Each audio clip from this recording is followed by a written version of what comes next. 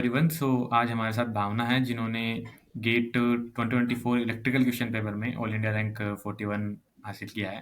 तो आइए इनसे बात करते हैं और पता करते हैं इनकी जर्नी के बारे में। तो हेलो भावना, आप कैसे हैं? हेलो, मैं अच्छी हूँ। आप कैसे हो? मैं भी बढ़िया। तो बताइए, आप अपने बारे में एक ब्रीफ इंट्रोडक्शन दीजिए, अपनी जर्नी के बारे में बताइए, कहाँ से आपने गेट प्रिपरेशन स्टार्ट किया और सब। मेरा नाम भावना जैन है और मैंने एमबीएम इंजीनियरिंग कॉलेज से बीटेक किया है इन द ईयर 2022। और उसके बाद 22 से मैंने प्रिपरेशन स्टार्ट कर दिया था। लेकिन उस टाइम पे मतलब ऐसे था कि थोड़ा कॉलेज वगैरह मतलब खत्म होने वाला था लॉकडाउन के बाद में, तो मतलब इतना अच्छे से प्रिपेयर नहीं कर पाई थी मैं 22 में। फिर 23 में दिया था, मुझे लग रहा था कि 23 में मुझसे अच्छा होगा। तो मतलब मैंने यही सोच के कि 23 में अच्छा होगा, इस वजह से मतलब थोड़ा लूज थी। फिर उसके बाद में मतलब स्टार्ट किया मैंने 23 के लिए प्रिपेयर करना। पर ऐसा हुआ था कि जो रिवीजन है, टेस्ट सीरीज है, इन सब पे मैंने इतना ध्यान नहीं दिया था, बस कोर्स कंप्लीशन पे ज्यादा ध्यान दिया था। और लास्ट टाइम तक भी दिसंबर में भी मैं बस कोर्स ही कंप्लीट करते हुए रह गई थी। और जनवरी तक आते आते भी जो पावर सिस्टम है, पावर इलेक्ट्रॉनिक्स है, ये सारे सब्जेक्ट्स मैंने उठा लिए थे रिवीजन करने के लिए। और इनको रिवाइज किए मुझे बहुत टाइम हो गया था, मतलब 2-3 मंथ्स हो गए थे, फिर भी मैंने इनको उठा लिया था कि ये सब्जेक्ट्स मेरे रह गए हैं। तो इस वजह से फिर क्या हुआ कि जो सब्जेक्ट्स मुझे करने चाहिए थे, like network control, signals, power और जो भी एनालॉग वगैरह, डिजिटल वगैरह, ये सारे सब्जेक्ट्स मेरे रह गए थे जिनमें अचीव कर सकते थे। और एप्टीट्यूड, मैथमेटिक्स, क्योंकि मुझे ऐसा लग रहा था कि कोड पे ज्यादा ध्यान देना चाहिए, और इस वजह से थोड़ा ऐसे हो कोड गया पर था। ध्यान दिया। अच्छा। तो फिर 23 वाला आपका जैसे अच्छा नहीं हुआ, तो आपने 24 में फिर कैसे इम्प्रूव किया, वो बताइए। 24 में मैंने यही किया था, क्योंकि मुझे लग रहा था कि पावर सिस्टम वगैरह इन पे इतना टाइम दिया और फिर भी ये हो नहीं रहे हैं। तो फिर इनको छोड़ के थोड़ा जो और सब्जेक्ट्स है जिनमें कर सकते हैं उन पे थोड़ा ध्यान देना चाहिए। फिर पहले मैंने उनको कंप्लीट किया था, और उसके हम्म। बाद मैंने अच्छे से फिर पावर सिस्टम मशीन्स वगैरह मतलब किए, तो सारे सब्जेक्ट कर तो पहले से रखे थे, बस थोड़ा रिविजन, हम्म। और क्योंकि थोड़ा लेंथी सब्जेक्ट्स होते हैं ना, तो हम्म। मतलब रिविज प्रैक्टिस भी इनकी अच्छे से करनी पड़ती है, इस वजह से। हम्म। जैसा कि आपने एक बार प्रिपरेशन कर लिया, उसके बाद री प्रिपरेशन स्ट्रेटेजी की है। काफ़ी लोग ऐसे होंगे जो मतलब एक बार प्रिपेयर कर चुके हैं, वो ड्रॉप लेंगे और फिर प्रिपरेशन स्टार्ट करेंगे।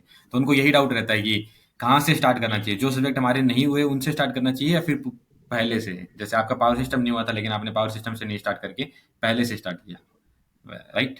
जैसे। ऐसा था कि पावर सिस्टम मैंने मतलब 23 जब दे रही थी उस टाइम पे मैंने किया था। तो हाँ। उसको मैंने करते करते 1 मंथ दे दिया था। अच्छा। मतलब मेरा ऐसा था कि मैं एक बार में एक ही सब्जेक्ट उठाती थी।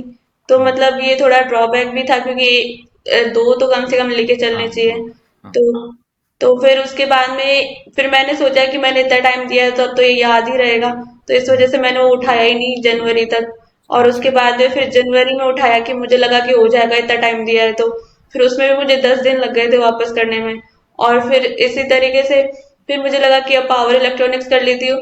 तो मतलब आते आते मैंने पूरा ही तक खराब कर लिया था जनवरी पूरा। तो हम्म। इसके बाद फिर मुझे लग गया कि इन सब्जेक्ट्स को या तो पहले ही करके रिवीजन करके रख लो, और फिर बाद में मतलब रिवाइज धीरे धीरे इनको एक एक कोर और एक नॉन कोर ऐसे करके चलना चाहिए। अच्छा, अच्छा। तो मतलब क्या रिवीजन स्ट्रेटेजी थी आपकी? नोट्स रिवाइज करते थे आप या फिर शॉर्ट नोट्स वगैरह बनाते थे? क्या क्वेश्चन रिवीजन? प्रैक्टिस ज्यादा करती थी, क्वेश्चन नोट्स रिवीजन प्रैक्टिस। में तो बहुत जोर आता था मुझे।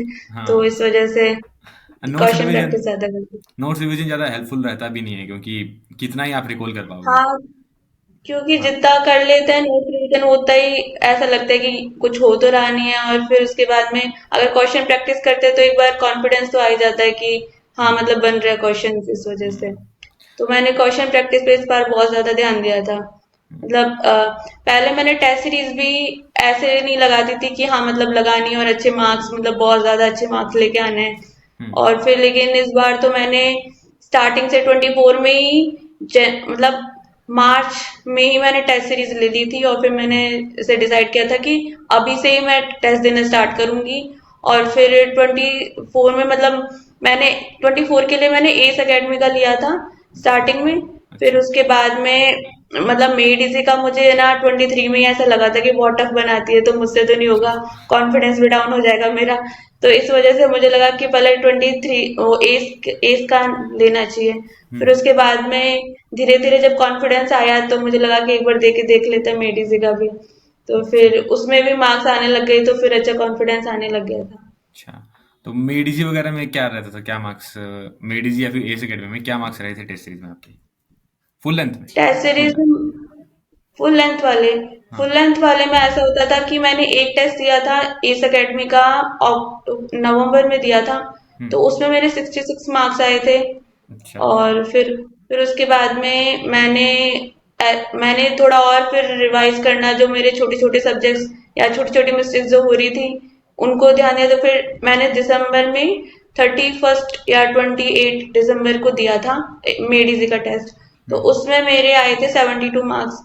और फिर अच्छा उसमें रैंक भी अच्छी आई थी, 17 आई थी कुछ। हम्म तो उसके बाद फिर लगा कि हो जाएगा। पर लेकिन है ना, थोड़े टाइम के बाद में फिर मेरे मार्क्स बहुत ज्यादा डिक्रीज होने लग गए, बहुत ज्यादा। मतलब 50 तक पहुंच गई थी मैं। अच्छा तो फिर मेरा कॉन्फिडेंस बहुत ज्यादा लूज हो गया कि शायद पहला इजी था, अब तो मेरे मार्क्स गंदे ही आएंगे। हम्म फिर उसके बाद में मैंने मतलब ऐसा था कि फिर रैंक अच्छी आ जाती थी। तो फिर हाँ रैंक अच्छी आ जाती थी तो ऐसा लगता था कि शायद सबके लिए। क्वेश्चन टफ है। हाँ तो सबके लिए टफ होगा। हाँ कुछ कुछ टेस्ट होते हैं हम्म, एडवांस लेवल वाले जिसमें मार्क्स सबके कम ही आते हैं, ऐसा ही रहता है। हाँ हाँ तो ये, और जैसे आपने लाइव टेस्ट दिए होंगे मेरे ख्याल से, ऑल इंडिया जो लाइव टेस्ट होते हैं एस अकेडमी भी हाँ। करवाता है काफी कोचिंग में, तो उनमें क्या रैंक रहा था आपका? एग्जाम तो उसका दिया था मैंने, लाइव वाला तो। अच्छा तो उसमें मेरे 70 समथिंग, एक बार 59 60 कुछ ऐसा आए थे। अच्छा अच्छा, जो काफी रैंक बढ़िया। अच्छी आई थी उसमें भी थोड़ी, अच्छा अच्छा। इतनी आई थी 30 40 के समथिंग। अच्छा वो उतना फाइनल में भी आ गया, है ना? तो जैसे मैं हाँ, मेरे को आपने फाइनल एग्जामिनेशन में मेरे ख्याल से प्रेशर को काफी अच्छे से हैंडल किया है, जो कि दिख रहा है। हाँ वो ऐसा था कि मैंने ना जो मेडिसी की टेस्ट सीरीज दी थी, उसके एडवांस लेवल टेस्ट है ना, हाँ वो उसके कंपैरेबल था जो अभी जो टेस्ट आया है। तो हाँ उसमें ऐसा हुआ था कि जो एडवांस वाले टेस्ट दे रही थी मैं, तो एक बार जो लास्ट सेकंड लास्ट वाला जो टेस्ट था, 3 नंबर का टेस्ट, उसमें हम्म मेरे 55 रैंक बनी थी उसमें, लेकिन वो पेपर बहुत टफ आया था। तो हम्म उसमें मतलब बहुत ज्यादा मतलब प्रेशर आ गया था मुझ पे कि है ना, इसमें तो मार्क्स ही नहीं आ रहे और मैं अब क्या कर रही हूँ, इतना लेट हो गया, अब तो हम्म जनवरी निकलने वाला है। हम्म तो फिर मैंने उस टाइम पे ये किया था कि जो 2 मार्क्स के क्वेश्चन है वो मैंने पहले अटेम्प्ट कर लिए थे, कि बन नहीं रहे सारे तो 2 मार्क्स के अटेम्प्ट कर लेती हूँ, तो इस तरीके से फिर मुझे लगा कि अगर पेपर टफ आ जाएगा तो मैं ऐसे ही करूंगी। हम्म। तो फिर इसलिए और पेपर टफ आया फिर वही किया आपने, 2 मार्क्स से ही पहले अटेम्प्ट किया, वैसा ही किया था? हाँ, हाँ तो देखिए मतलब टफ आया था तो जो फर्स्ट एक मार्क के जो क्वेश्चन थे ना, वो मैंने थोड़े बहुत किए। फिर उसके बाद 2 मार्क्स के क्वेश्चन किए थे। लेकिन फिर मुझे लग रहा था कि अब तो टफ ही है ये पूरा पेपर ही। तो हम्म फिर मैंने जो छांट छांट के 2 2 मार्क्स के जो जो क्वेश्चन थे पहले वो अटेम्प्ट किए थे। फिर उसके बाद में जो 1 1 मार्क्स के क्वेश्चन थे कुछ रह गए थे वो किए थे। लेकिन बस सिली मिस्टेक्स में मेरे 10 नंबर चले गए। हाँ ये चलो, ये सबका जाता है, इसीलिए हमेशा 10 मार्क्स की तो होती ही है ये मान के चलिए। हाँ, मतलब मेरी क्योंकि टेस्ट सीरीज में भी होती थी तो मैं वो लगा के ही चल रही थी, कितनी तो हाँ होगी। इतनी तो होगी। जब सिली मिस्टेक जितनी होती है, जैसे मेरी एक्यूरेसी कभी 75% से ऊपर जाती नहीं थी, तो फिर मैंने ये डिसाइड किया कि मैं कितना ही अटेम्प्ट कर रहा हूँ, 75% ही आ रही है, हाँ, तो इससे अच्छा और एक नंबर ऑफ उसमें मेरे क्वेश्चन को ज्यादा अटेम्प्ट कर लो। तो मैंने हाँ ऐसा ही किया। हाँ, आपने कितने नंबर ऑफ क्वेश्चन अटेम्प्ट किए थे मेन एग्जाम में? मैंने 58 किए थे। 58, देखो काफी काफी सही नंबर है। हाँ तो वही हाँ, माइनर मिस्टेक को रिड्यूस कर ही नहीं पा रहे हैं अपने, तो क्या करें, यही कर लेते हैं। बस वो लास्ट में एक ही स्टेप, एक तो डायोड वाला क्वेश्चन था, उसके अंदर जो करंट फाइंड करनी थी लास्ट में। हाँ तो उसमें मैंने सब्ट्रैक्ट करने की जगह बस ऐड कर दी थी, उसमें चला अच्छा गया 2 नंबर मेरा। अच्छा और एक कंट्रोल सिस्टम का क्वेश्चन आया था, उसके अंदर बस लास्ट में मल्टीप्लिकेशन की जगह मैंने डिवाइड कर दिया था, कुछ ऐसे ही गया था, उसमें मेरे नंबर चले गए। और मैंने अच्छा। उसे बहुत टाइम दिया था इस क्वेश्चन में कि ये तो सही करके जाऊंगी। हो जाता है, फिर भी आपकी काफी अच्छा रैंक आपका। क्या आपके मार्क्स और स्कोर क्या है? मेरे मार्क्स है 865 है, और स्कोर 867 है। अच्छा रैंक 41। अच्छा। तो आपका फ्यूचर टारगेट जैसा आपने बताया था, आपको एमटेक ही करना है, राइट? हाँ, मतलब एमटेक भी है, और जैसे अभी थोड़ा कंफ्यूजन चल रहा है मतलब पीएससी और एमटेक में। हाँ, थोड़ा आपको थोड़ा। दोनों मिल जाएगा आराम से। आप पीएसयू भी सर्टेनली जा सकते हैं और एमटेक भी आपका आराम से मिल ही जाएगा। मेरे ख्याल से हम्म, आईएससी में अच्छे से अच्छा ब्रांच मिल ही जाएगा, आईआईटी बॉम्बे दिल्ली भी मिल सकता है। वीएलएसआई तो मुश्किल है, लेकिन आईएससी में ना। आईएससी में इंटरव्यू होगा मेरे ख्याल से। आपका स्कोर 850 आपने कुछ बताया ना, 850 क्या कितना बताया? 867। हाँ, तो मेरे ख्याल से मिल मिल सकता है आराम से। इंटरव्यू होगा सर्टेनली। इंटरव्यू अच्छे से दोगे तो हो सकता है। वो जैसे मैंने सजेस्ट किया था, टेक मास्टर की प्लेलिस्ट से आप पढ़ना स्टार्ट करो और मैं वही बेसिक से। फॉलो कर रही हूँ, हाँ। राफ्यूजन का पूरा वो जो सीरीज है वीएलएसआई की, वही। और वो भी जैसे आप सेमीकंडक्टर फिजिक्स वगैरह एडीसी भी पढ़ना थोड़ा थोड़ा स्टार्ट कर दीजिए, है ना? यही। हाँ। जी। Okay. Thank you for coming on this channel. Yeah. Thank you.